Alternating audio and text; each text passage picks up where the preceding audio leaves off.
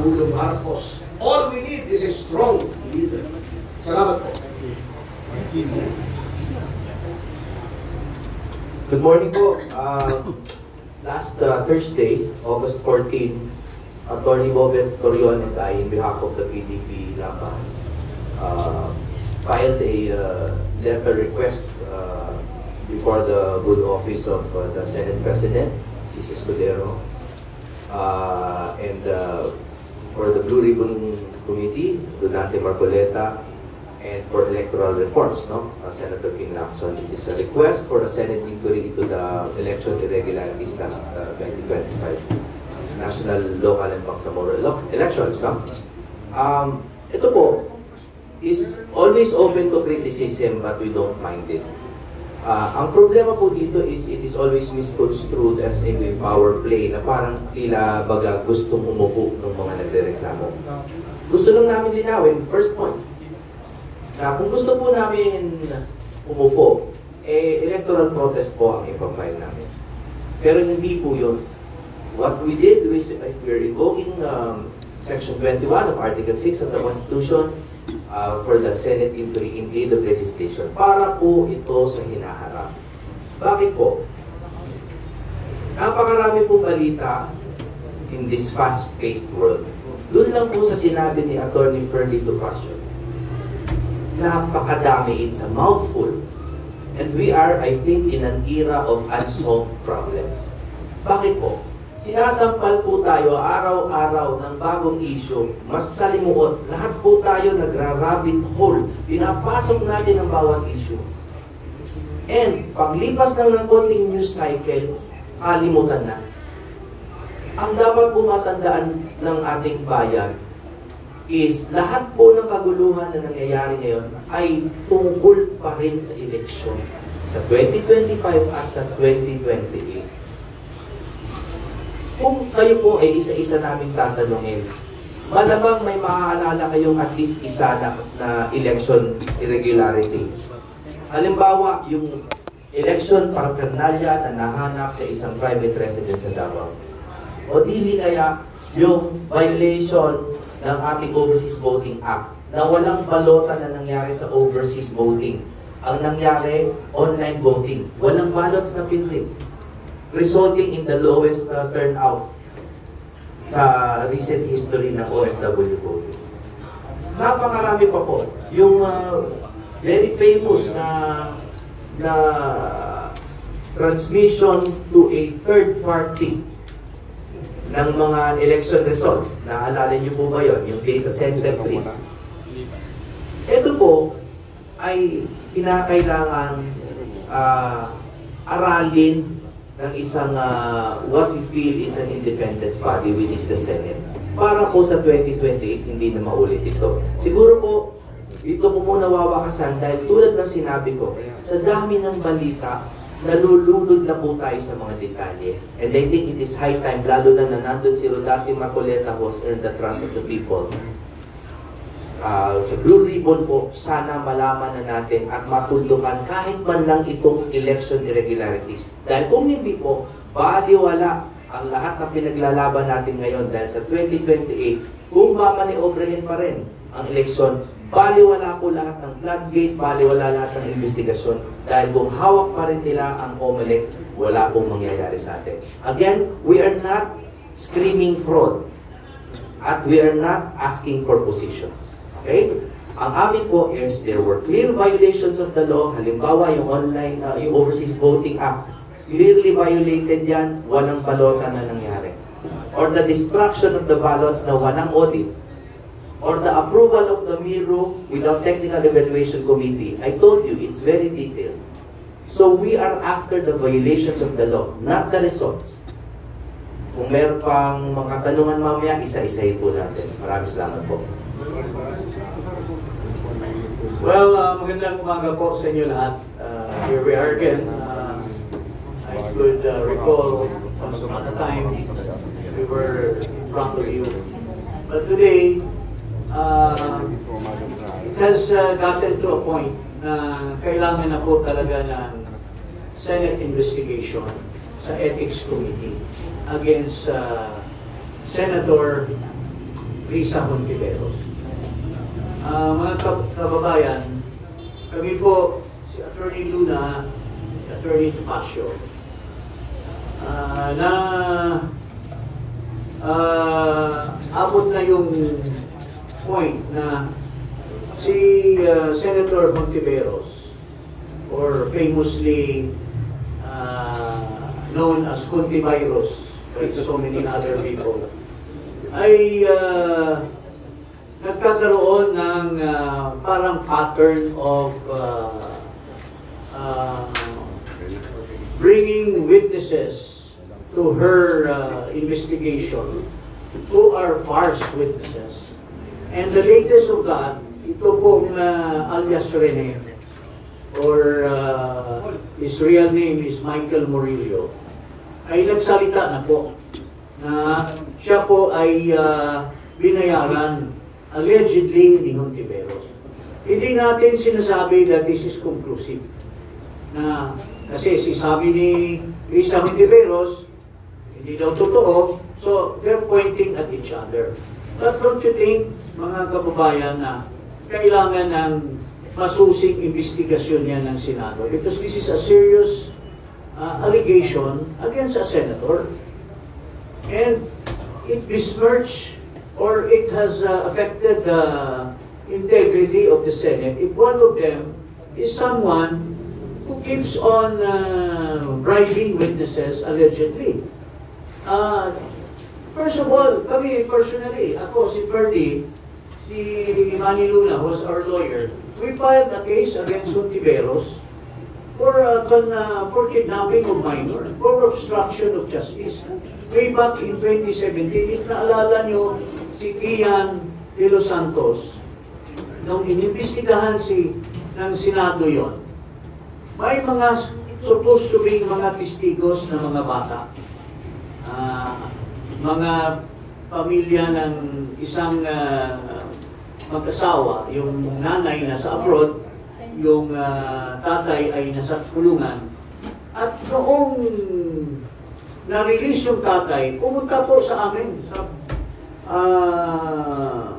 BACC, at humingi ng tulong. Kasi tinago daw yung mga anak niya ni Hontiveros. So hindi, kami ni Ferdy, pumunta kami doon at true enough, tinago ni Hontiveros, pero pinapasa-pasa niya. After we went there, pinasa niya doon sa Bishop David at doon namin nakita yung mga bata. So, in 2017, together with Attorney Malyari, may he rest in peace, Attorney Ipurong, with our lawyer, Manny Luna, nag-file po kami ng kaso kay Hontiveros. Maliban po doon, winayotap din niya kami. Ako at saka si former Justice Secretary Aguirre. Doon sa, while we were texting each other, mayroon siyang inutusan na photographer na napaka-powerful yung camera. Kinuha yung conversation namin ni Bit Aguirre. And she delivered a speech. So that's a violation of the wiretapping law. So, we filed a case in 2017, pero at the time, mukhang ang ombudsman din was Carpio Morales. Mukhang nabasura lang. At hanggang ngayon, I haven't, for the sake of justice, I haven't received any news from the ombudsman. So, there was also allegations about witnesses na nagkabayaran, allegedly, doon sa Parmali. And also, during the time of the impeachment of Justice Corona, Chief Justice Corona, Miriam Santiago mismo, when he quizzed the witness said it was Hontiveros who created all those allegations against Chief Justice Corona. So, para sa amin po, hindi namin sinasabing ang pakay namin ay conclusive, pero it's about time that the Senate should investigate their own. In order to erase the image that pwede pala, pag senador ka, pwede ka pala magdala ng testigo, maski na tinatakpan mo yung mata, tinatakpan mo yung mukha, Tapos afterwards, magre-recant at itinuturo na binabayaran ka. So, yun po ang pakay namin with Attorney Luna here and Attorney Topacio. If not today or tomorrow, we will pursue our complaint against Senator Hontiveros in the Ethics Committee of the Senate. So, yun lang po ang masabi ko tungkol dyan. Then maybe I can comment later on the issue tungkol sa yung corruption. But before I leave, ito lang po masasabi ko, with due respect, itong mga patutsada, propaganda, at mga, kung sa Bisaya pa, paukyab ni Marcos, ito lahat ay just to erase his dwindling, public support. Napakababa na kanya ng survey. So he wants to bring it back. Pero inaakusahan niya yung sabi niya, mahiya naman kayo. Kaya dapat sinasabi sana niya doon sa zona niya, mahiya tayo. Why? Because yung bang mga pondo na yan na nilulustay daw, sabi niya, mahiya kayo, nilustay niyo yung pondo. Lalabas ba yung mga pondo niyan kung hindi niya pinirmahan yung General Appropriations Act? Saan ba nang galing yung pinaglulustay ng mga... So, why should he now alienate himself or accuse his cohorts in Congress when he himself is the mastermind of all this? Lalabas ba yan lahat? So, yun ang po masasabi ko in relation to what Attorney Topacio has stated.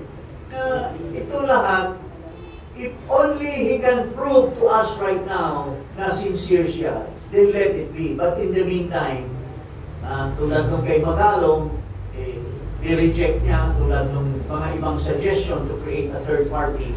Ang ginagawa nila, inutusan nila yung Accounts Committee na kinwestiyon mismo ng sarili nilang kasama, si Toby Chanco, na parse yung investigation ng Ridon. Alam mo yung Ridon na yan, kilala ko yan, with due respect, he's my good friend. Pero nawalan yung gana ko sa kanya. Dahil alam na inuunahan niya yung Committee on Good Government. Inuunahan niya yung... Pati nga si Sandro Marcos sabi, wala tayong credibility to investigate this. At yan, itong si Ridon na tinanggal ni Pangulong Duterte dahil napakasamang tao, nagbiyahe ng biyahe, at saka yung kanyang bureau is urban poor. Pero yung paggasto sa urban poor, ginagasta niya sa travel niya. Kaya sinipa siya ni Duterte. So I think he will now avenge what Duterte did to him for his malfeasance or his wrongdoing. So kaya inunahan lang niya lahat. So ito po yung first investigation that's going on. Tapos, gagawa daw sila ng TRICO. Tapos, comprised now of 3 committees. Si Congressman Chua mismo, nagsabi na siya, hindi tayo dapat ang mag-imbestiga. Pero yung isa, yung Momo, yung chairman ng Committee on Public Works, how can he investigate when he's a contractor himself? When he is the partner of Saldico in the distribution of these funds. So, how can these people do such farce things na pinapa-iral nila sa taong bayan? Yun lang po masasabi ko muna for the meantime. Thank you. The same goes only in the Philippines. Before I call on Attorney Luna, may we have Attorney Bobby Corion, the PDP Legal Counsel, to talk to us through Zoom. Shall we look at that? Thank you. Yeah, please, go ahead. Can you hear me? Can you hear me, sir? Yes, very clear. Yes, good morning everyone. Magandang umaga po sa kanilang lahat. Ako po si Attorney Israelito Corion. Nandito po ako ngayong umaga para ipaalam sa inyo. Sa iba naman, alam naman nila na nag-file po tayo ng request, urgent request for a Senate inquiry in aid of legislation VOV, the COMELEC irregularities po. Lahat po ng mga irregularidad na nangyari po sa 2025 elections. Kasama ko po dito nung pag-file namin mga 2 days ago. 3 days ago pala, si Senator Jimmy Bondoc, no? Si Attorney Jimmy Bondoc ang kasama ko po doon. But I actually filed it for and in behalf of PDP Laban, represented by Secretary Al Fusi, at saka mga kasama po sa linyada po ni Pastor Apollo City Buloy noong nakaraang eleksyon, sila Attorney Raul Lambino, Attorney Jesus B. Hindo, si JB Hindo, si Attorney James Patrick Bondo, si Attorney Victor Rodriguez, si Philip Micael Salvador, si Dr. Richard T. Mata. Lahat po ang Duterte 7, pati na po ang PDP Laban, ay dumulog na po kami sa Senado, specifically kay Senate President Chis Escudero through the Senate Blue Ribbon Committee as well as the Committee on Electoral Reforms. Medyo swerte tayo kasi ang chairperson ng Senate Blue Ribbon Committee ay si Senator Rodante Marcoleta. At saka independent-minded din po yung chairperson ng Committee on Electoral Reforms, si Senator Panfilo Lacson. And nakasaad po doon sa ating request ang basihanan bakit kailangan natin imbestigahan yung irregularidad po ng 2025 elections. Kasi para hindi na ito mangyari sa 2028 elections. Nandun na po yung summary, yung mishandling ng election paraphernalia, no, ng nakita yung mga what you call this election paraphernalia in a private residence last April 5 of 2025. Nakasaad din dun yung online voting irregularities noong April 13, 2025, no? Nagkaroon po ng eleksyon ng online voting based only on 3 resolutions passed by the Commission on Elections. Ang sa atin po dito, bakit po ang Commission on Elections ay parang kongreso na. Dapat po may batas po on online voting, pero maski wala pong batas, ay inimplementa po ito ng Commission on Elections. Sa tingin po namin ni Attorney Jimmy Bondoc, nila Attorney Raul Lambino, Attorney Victor Rodriguez, Attorney J.B. Hindo at ibang mga kasama na wala po itong basihan kasi kinakailangan ng Kongreso po ang magpasa ng batas bago po mag-implement ng online voting. Kaya ang nangyari, marami po sa ating mga OFWs ang hindi po nakaboto. Nakasaad din doon yung undocumented na destruction ng 6 million ballots. Wala na pong balita kung ano pong nangyari doon sa dinestroy na 6 million ballots po prior to the elections. At saka, kini-question po din natin yung questionable procurement activities, yung pagkakuha po ng biro, at saka yung pagkakuha din ng provider ng online voting na wala pang actually experience in election matters. And then, yung modification po ng automated vote counting machine. 11 hour, alam naman ninyo yung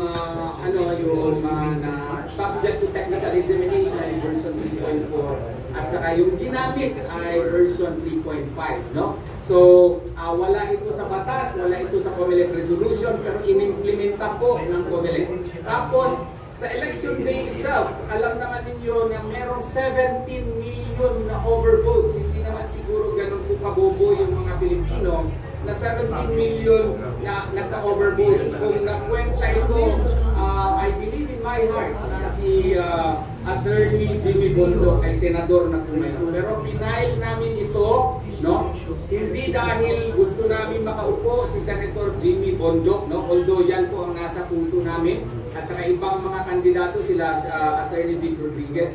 Pero para maimbestigahan talaga ito ng masinsinan, para hindi na po ito maulit sa 2028 elections. Tsaka meron ding rampant mismatch between ballot contents and voter receipts. Hindi po nagtutugma yung ballot contents kung ano yung binoto sa doon sa VVPAT. Ano yun? Verified voters paper audit trail. Maski nga po si Attorney Raul Lambino nung pagboto niya ay hindi po yun ang binoto niya at blanco po yung nakuha niya na resibo. At saka merong hijack in electronic transmission of election returns. Bigla na lang in the middle of the election or on the eve of the election, merong ginawang data center 3. Ito yung data center 3, wala naman po ito sa batas. Bigla na lang ito inimplementa ng COMELEC. Meron pang iba, gusto din natin paimbisigan bakit walang serial numbers yung mga balota. Dapat yung mga balota is precinct specific. Pero dito po, walang mga serial numbers ang balota. Dito lang ata sa Pilipinas na may mga balota walang serial numbers. So kung mag-file tayo ng election protest, wala tayong basihanan na madetermina kung saan ito mga presinto, ito mga balota. Pwede ito i-stop, pwede ito kunin na wala man lang tayong mechanism to check kung ito ba talaga mga balota is intended for precinct, intended precinct number. Tapos, wala rin panahon masyado yung mga botante na mabigyan ng oportunidad na ma-verify yung mga boto nila. Dahil po sa sistema, unique po ito, pinagsama yung dalawang sistema sa Pilipinas na isinilipinita. Kaya nga po, kinakailangan ito yung imbestigahan. Yung ating mga reklamo po, hindi lang po yung reklamo, meron tayong definite na mga recommendations na ginawa at nakasaad po doon sa ating letter para po hindi masabi na puro lamang tayo pagbubuna. Meron tayong specific recommendations kung anong dapat nagawain para ma-remedy ito prior to the 2028 elections. Importante po sa PDP Laban at sa Duterte 7 na kung anumang mga irregularidad sa eleksyon noong 2025 ay dapat ma-cure na ito prior to 2028 elections. Kaya kami ni Attorney Jimmy Bondo at saka mga kasama namin dumulog na talaga sa Senado para magkaroon ng solusyon para sa ating mas mapagkatiwalaang eleksyon sa 2028. Maraming salamat po. Thank you, Attorney Torion. Sabi ni Freddy Topacio, hindi yan AI. Kuna yan, hindi yan AI. So now can we hear from Attorney Manny, please. Thank you, Rod. Thank you, mga kasama. I'd like to address this in a formal way. No? Sa lahat ng mga kahayag kanina, may halong politika. Ito legal. Because as Attorney Jim Parajas said, I'm a veteran of litigations. Tatlo na po ang napatanggal namin for public interest. Number 1 dyan ay ang dating chairman ng COMELEC, Juan Andres Bautista, through impeachment by the House of Representatives. Nung natino pa ang House of Representatives. Tapos, ang dating Chief Justice na si Maria Lourdes Sereno was removed through quo warranto. Sinasabi ni Larry Cadon na siya ay nag-author nito. Kasi nangalingan po.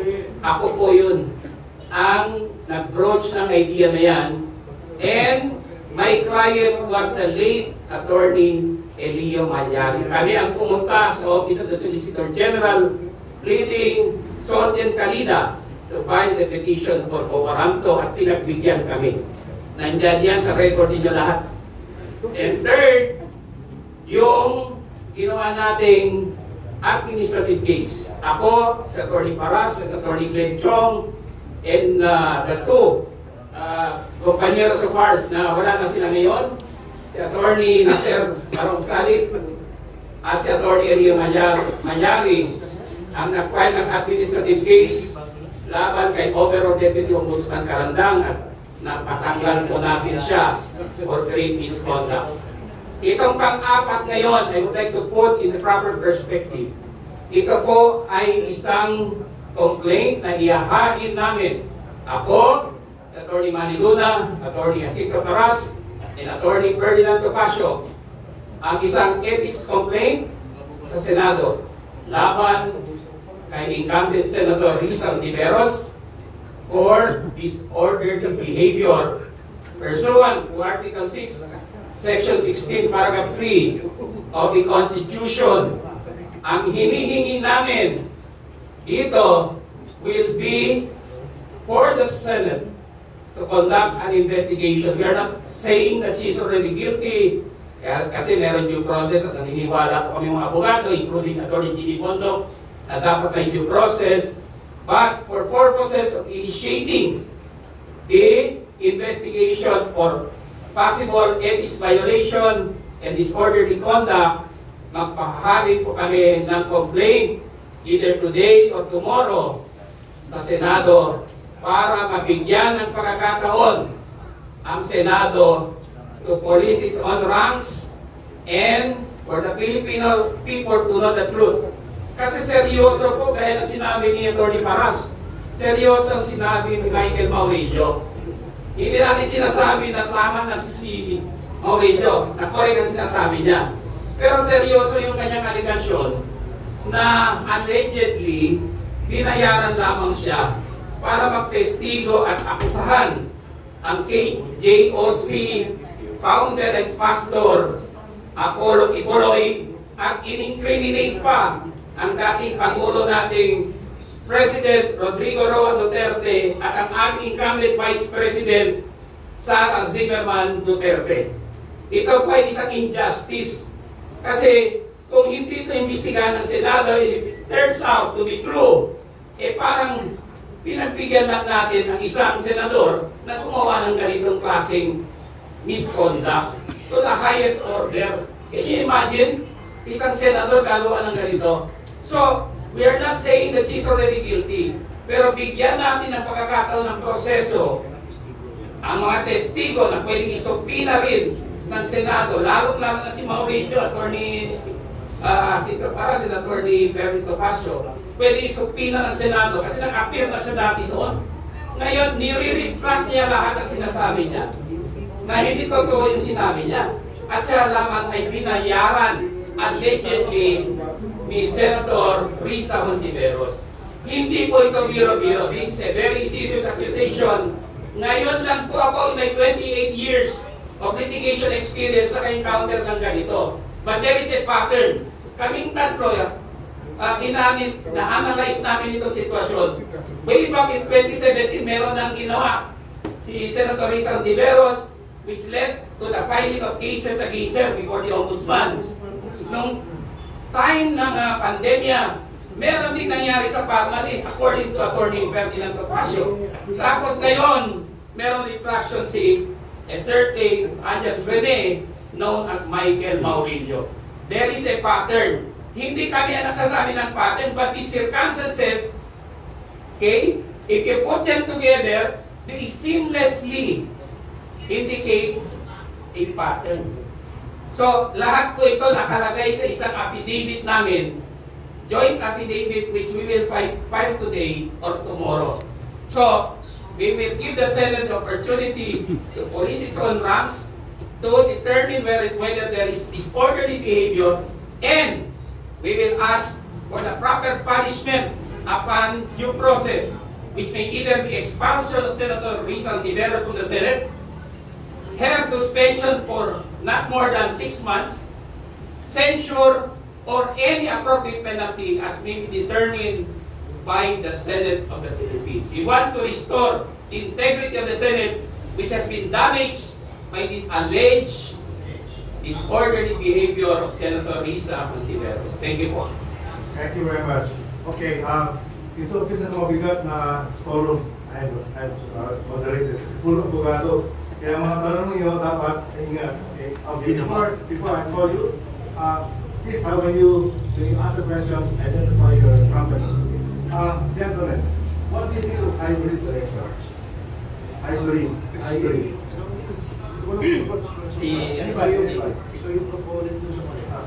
This is not about our personal thoughts on hybrid or whatever. Now, what we are invoking is the law. Kung gusto po nilang baguhin yung paraan ng ating eleksyon, they should pass it through statute. Kasi ang nangyari po dito, the spring rose higher than the source, no? By common resolutions, biglang sinabi na lang, sige, mag-online na lang tayo. Marami pong nalilito sa online at saka sa electronic. Ang electronic pwede, pero may balota pa rin. Yan po yung nakalagay sa RA 10590 na may balotang ipiprint ang COMELEC, ibibigay doon, binibilang pa yun ng mga SBEI, at ano pa rin, susulat pa rin ng mga voters, OFW, isasaksak sa makina. Yun yung electronic. Ang ginawa po ni Chairman Garcia, ginawa niyang parang Facebook, ano na lang, pageant, na like, heart if you like, ganyan. Parang ganun eh. Dipindot na lang, the OFWs were allowed to vote remotely, kahit sa bahay. Tapos, ang argument na sinasabi nila, pwede naman daw pumunta sa embassy. May mga kiosk naman. Pero ano po yung nasa kiosk? Ganun din, gadget pa din. Wala pa rin balota. Indirect contravention po talaga ng RA 10590. So, my thoughts on hybrid elections, fine. Pero, bago po nilang gawin yan, ipasa nila yung batas, tapos idaan nila sa technical evaluations, especially against the, to fortify cybersecurity. Dahil sa lahat po ng bansa na sinubukan ng online voting, nagka-leche-leche. Dahil po, ang dali i-hack. So, kailangan gawin muna nila ng paraan. Lastly, pasensya na, isa na lang. Halimbawa, nasa bahay ka, pwede ka nang bumoto. Anong nagbabantay dun sa bumoboto if he is under duress? Kung may sumisindak sa kanya para bumoto. Walang nag-isip bago in-implement ito. At walang batas na ipinasa. Thank you very much. Okay, the floor is open now. Excuse me. Kayo? Yeah, please. Malakas ng boss mo? Sir. Okay. Jimmy Mendoza po, Media House Express, Internet TV Radio sa Pilipinas. Kay Atty. Pasio, sir, may nabanggit kayong mga congressman na nasangkot dito sa mga kontrata sa flood control. Lumutang na po yung dalawang pangalan magkapatid, Saldico, kay kapatid niya, na kasama ron sa listahan na yung kumpanya niya na... Ano ba yun? Yung sa flood control. Sino nakakaalam dyan eh? Listahan. Hindi, lumutang na po ito kasi sa social media si Saldico, di ba sa kay kapatid niya, nakakuha ng kontrata yung sa flood control kumpanya nila. Pupun po dyan, sir, sa dalawang congressman na magkapatid niyan, sino-sino po bago ang nasa listahan ng mga congressman ang nakakuha ng mga kontratang ito. At baka pwede rin po, sir, total, nandito na to, biigtad na eh, nagbubuking na yung mga congressman eh. Nag-booking na rin si... Yan nga mismo, Jimmy, that's exactly why I'm saying it. Although unverified ito, at mabuti na nga, may investigasyon si Senator Marcoleta para ma-verify yung mga reports. Ang aking nga, ang daming reports.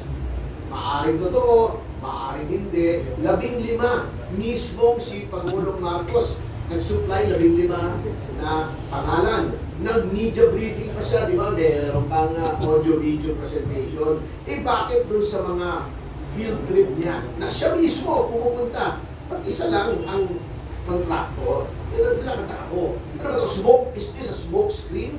Para malihis? Na para ma-divert ang atensyon ng tao? Tayo ba'y, pardon the expression, ginagago ba tayo? Para, kunyari, nag-iimbestiga ng marami, pero isa lang ang inuupakan. Mahirap po yan ganyan eh. Ha? At kung sino man nag-advise, kay Pangulo niyan, eh very ill-advised yan because people can see through it. Ang very disingenuous yung ginagawa ng Pangulo eh. Ha? Para naman he's insulting our intelligence if he thinks na malilihis niya yan from the actual culprits na ang sabi, nandun daw sa Kongreso. Hindi ko alam ha, hindi ko sinasabi totoo, pero may mga nagsasabi, bakit hindi yun ang unang i-verify? Bakit hindi yun number 1? Yung legacy, di ba? Yun ang number 1 eh. Siya nagsabi doon eh. Bakit hindi tinitignan yung legacy? Ba't isa? O dalawa lang ata? Hindi ko alam eh. May pa-diver-diver pa. Eh, mahirap yung ganun kasi. Para naglulukuhan tayo. Ilagay na niya para walang question ng ng independent. Even his father knew better. Di ba nung pinatay si Ninoy? O, nagkaroon ng agrava commission. O, ganoon. Mga retired justices. O, di ba? Si Mayor Magalong, wala kang question dyan. O, nanindigan at the expense of his own career nung sa Board of Inquiry, yung sa 44. Bakit hindi yun? Bakit nireject niya? O, di ba? Sure, of course. Jimmy, long time no see. Jimmy, ganito yan eh. Ako, I've been a member of Congress. And I've been in touch with Saltico and company.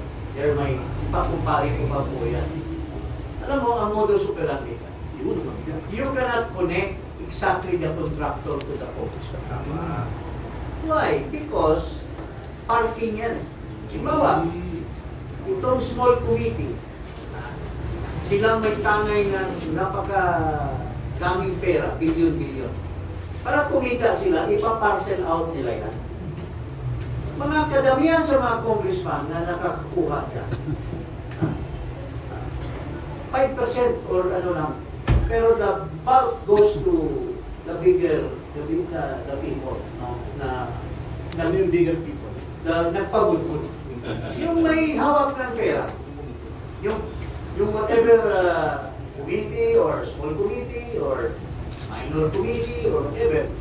Pero, hindi mo malilink unless there will be a thorough investigation ng DPWH.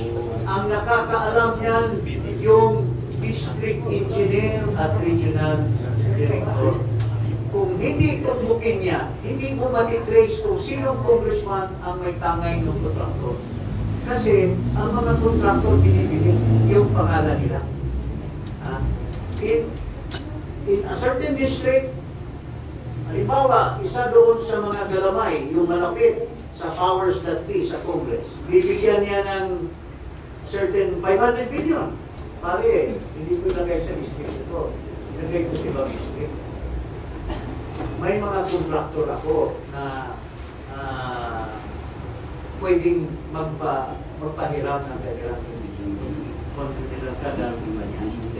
Essential. Lulutuin yan doon, ang biting. Kasi sabi, ayan, kay kuan yan ha, kay so-and-so yan, huwag niyong galawin yan. Ganun ang ano. Tapos may mga districts din, na wala ng congressman. Siyempre, sino bang big shot na pondo nung pupuntuhan nila yung mga district na yan? Sinong magpipili ng kontraktor? Yung may tagay ng pondo. So, doon ang kaya kung seryoso si Marcos Jr. or Macoy Jr., whatever his name is, he should go to the bottom. Pero anong ginawa ni Terry doon? Pinasalita, briefing lang daw, pinasalita si Bulungan. Ano sabi ni Bulungan? Walang ganito, walang ganito. Siyempre.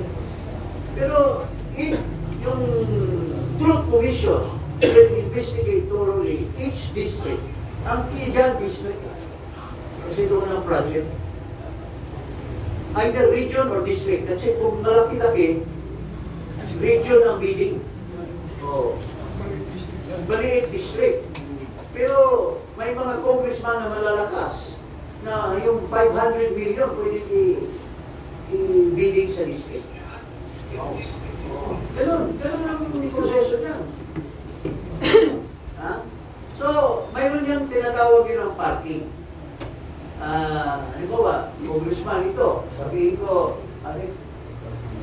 mo nga sa district engineer mo, gumawa siya ng listahan ng flood control. Tapos, itong listahan niya, bibigay doon sa small committee, pupuntingan yan. Pero kami ang may tagay doon sa project. Ikaw, 5% na lang. Kasi nagpagamit ka lang yung district mo na doon, ibabagsak yung pera. Thank you, sir. Thank you, sir. May sagot din si Attorney Torion. Can we hear him, please? Attorney, you're on the air. You're on the air. Please, go ahead. Elections. Can you hear me? Yes, yes. Yes, I would just like to emphasize para din sa ating mga publiko, no? Kinakailangan talaga at saka importante talaga ito para sa 2028 elections po natin para hindi na sana maulit yung anong na-experience natin noong 2025. Under the law kasi, Section 31 of 9369, ilang ulit ko na pong binabalik po yan. Doon po sa precinct level, manual counting po yan. Ang batas noon, 8436, Section 17, Yun, full automation yun. Ang ginawa kasi ng COMELEC, maski na-repeal na yung Section 17 of Republic Act 8436 ng Section 31 of 9369, ay through COMELEC resolutions lamang, full automation na naman tayo ngayon, na wala na tayong mekanismo na makita kung sino talagang binotohan ng ating mga kababayan sa kada eleksyon. Kaya nga may poll watchers tayo kasi silang tumitingin para titingnan kung sino talagang binubotohan, at may mga tally sheets tayo para may concrete data tayo talaga as to the results per precinct. And yung lawyers naman, they can merely marshal all the results per precinct para pagpunta nila doon sa canvassing level, ma-double check nila kung tama ba yung na-transmit. After ng counting, manual counting, ano na yan, electronic transmission na yan. Pero ngayon kasi binalik tayo sa Republic Act 8436. Kaya nung pumunta kami ni Attorney Jimmy Bondoc, Senator nga tawag ko dyan sa kaibigan ko, kasi talagang senador na sana talaga yan ngayon, in-emphasize namin kay Senate President Chis Escudero na kailangan talaga manual counting. In most of the states in the United States of America, ganun din eh. Maski nga medyo ano na sila, medyo impressive na sila, tsaka medyo advanced yung ano nila, election systems nila. Why? So as to protect against malwares, to protect against yung mga ano po, yung mga mekanismo na pwede pong manipulate ng mga hackers. Kaya we emphasize sana na ibalik yung i-implementa talaga yung batas. Ang batas ngayon, Section 31 of 9369. So, kailangan po ma-implementa yan so as to have what you call this clean and honest election. Admittedly, merong concern si Senate President Chis Escudero. Yung oras na mag-google kung ibalik natin sa manual counting in the precinct level lamang, transmission o electronic na. We made yung study 2 hours and 58 minutes. Kung bilangin natin yung 1,000 ballots per precinct. Ano yan, 2 hours and 58 minutes? Delayed naman talaga yung election natin. Yung sa 2025 elections, 7 o'clock yung close of voting. 8:45 na, wala pa rin resulta doon sa ating mga transmission receivers. So, merong delay, kaya nga nagkagahol-gahol yung ating resulta at naging questionable. Yun lang po gusto ko i-emphasize. Thank you very much. Okay. Any more questions from the media? Yeah, please. Okay. Loud and clear. Identify yourself. Hello. Sino mo tatanong? No questions? Okay, yeah. Morning po, Hannah from Illinois. Sir, kay Ash po.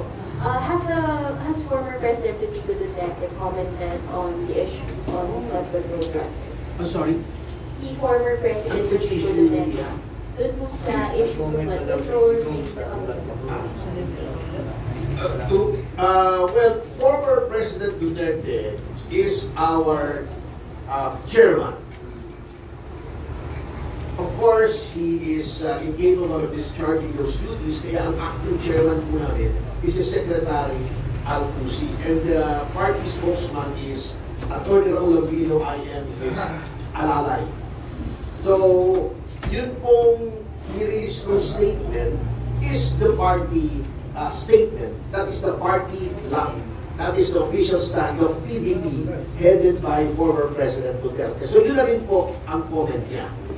Yung pong pinalabas. Because this statement was formulated with the approval of both our acting chairman, former Secretary Al-Cusi, and Atty. Raul Lambino. At kiniklear ko naman po sa kanila as I made it very clear in my announcement when I was appointed deputy spokesperson of PDP. All statements are cleared both with the party chairman, who is now Secretary Cusi, and the party spokesman, Atty. Raul Lambino. So yun na po ang comment niya you can consider that as the comment of President Duterte, the head of our party. Salamat po. Bernie, meron bang role ang Vice President in the case of PDP, in your case of your parties? Yes, She's not a member of PDP. But the president of PDP is Baste upon when Senator Robin Padilla went on leave to concentrate on his legislative duties. So yun po, ang presidente ay si Baste Duterte, ang aming acting chairman, because nakapiit nga po si President Duterte, si Secretary Tusi, and I report directly to Attorney Raul Ambino, who then reports to Secretary Tusi. Yun po ang dynamics ng pag-release ng official statements ng PDP. Thank you. Next. Mukhang very clear ang message niyo. No pressure class.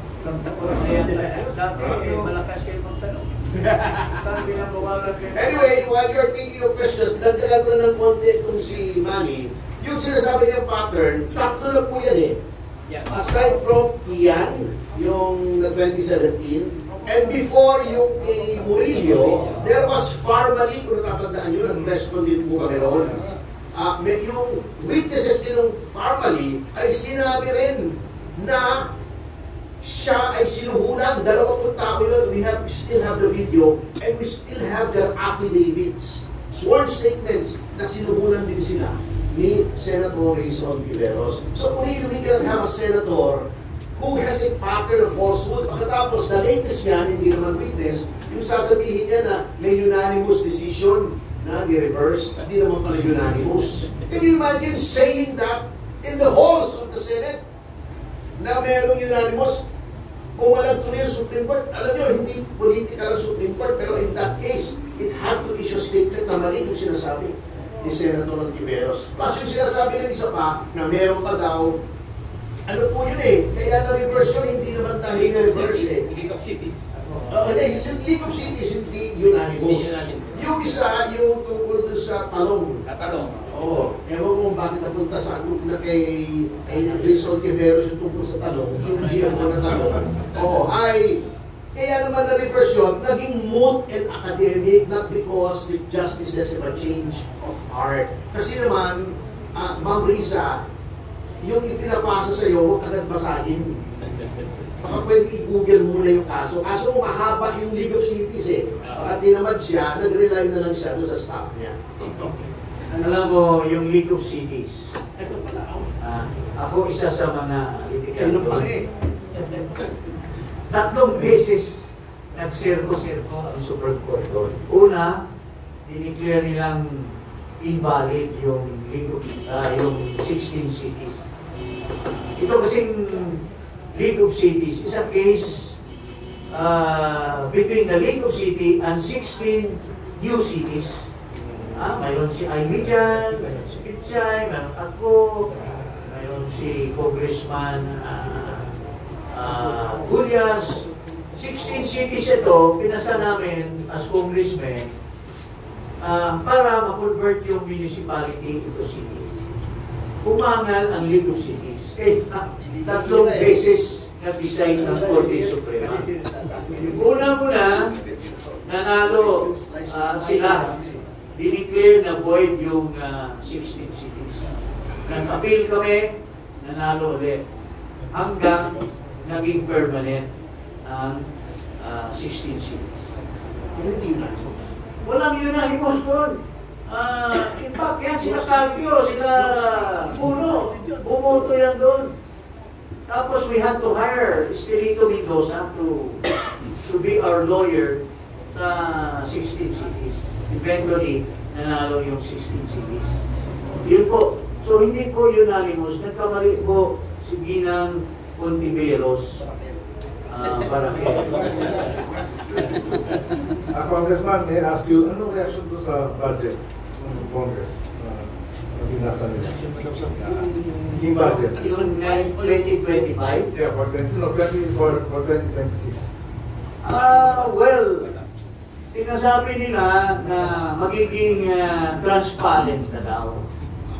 Pero, alam mo, they can always do something even if their hands are tied but by their voice, they can instruct the staff of the Committee on Appropriation to do their bidding.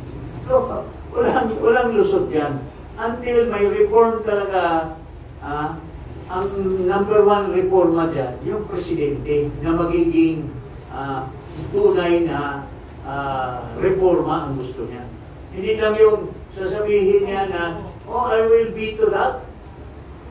Tapos, after na may mga blanco yung ibinito niya, 21 billion na. Yung hundreds of billions yung involved doon sa insertion. So, until such time, sabi niya, ibalik. He could have done it in 2025. Binalik sana niya sa BICAM or binalik niya sa committee level. Kung mayroon siyang political will. Oh, pero hindi niya ginawa eh. And yet, sinabi ni Toby Chanco, out of the 210 billion, nag-release pa rin siya ng 110 billion. At yun ang pinagmudmud daw doon, sabi ni Chanco, doon sa mga pumirma ng impeachment. Na kay Pangulong Marcos yan, hindi yan sa Congress. Kasi mayroon tayong sinasabi, patagal na namin, panahon pa namin sa Kongreso, yung sinasabing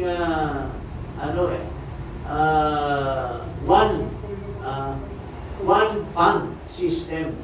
Pagka sinasabi mong one fund, isang pondo lang yan doon sa Bureau of Treasury.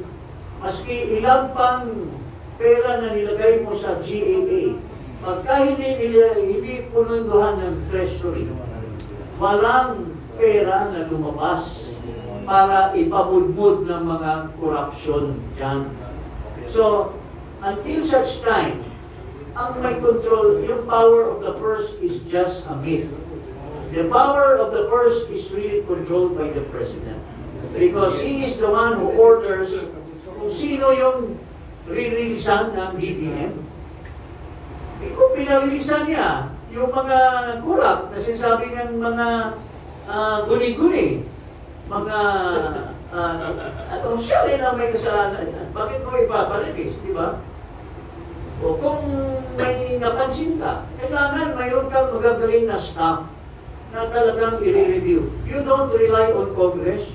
Your budget department should have the final say as far as the money that should be released. Yun po. Pero kung kasabat ka, presidente ka, kasabat ka sa mga alipones mo, maski ano bang idadaldal mo araw-araw na, walang hiyak kayo, ganito kayo, 15 contractors control. Wala yan. Those are all nothing unless the President himself does his homework. Yun po, mga kababayan. Thank you, thank you. Okay, may I ask, before the media will almost interview, may I ask you ibang subject, no? Yung ating tariff sa Amerika, naging 20%, naging 19%. Anong reaction nila? How would that affect our economy, in your opinion? Well, unang-una, you don't need to be an economist. Kung papatawan ka ng 19% sa export mo, when there's nothing na ipapataw, or 10% lang, magiging 29% na, kasi plus 19%. Ano bang competitiveness what is our competitiveness in the US versus other supplier of goods? Talong-talo tayo. So, hindi maibenta yung mga exports na natin mga. Doon naman sa zero. Hindi papasukan tayo ng maraming kotse ng Amerika. Kasi wala na tayong ipapataw na. So, in simple terms, gano'n na mangyayari. In fact, yung ECO, yung export confederation, nagsalita na sila. Kawawa talaga yung mga exporters natin. Hindi tayo competitive. Plus 19%. Bakit nagawa ng ibang bansa na napababa nila? Bakit tayo hindi natin maipababa? Anong fishy going on between ginagano lang ni Trump? Ay, Marcos, payag ka na sa 19%. Ako nang bahala sa'yo. Gano'n lang eh. Okay, thank you very much. Okay, I would like to end the forum and give a chance for those who like to relay. Okay, maraming salamat sa inyo, and until then, we'll see you. Thank you very much. Salamat po. Thank you very much. Thank you, Bobet. Thank you, Manny. Thank you, Jing. And syempre, Jimmy, ang aking idolo. Thank you, Manu Rod. Salamat po, salamat. Pusang oras na yung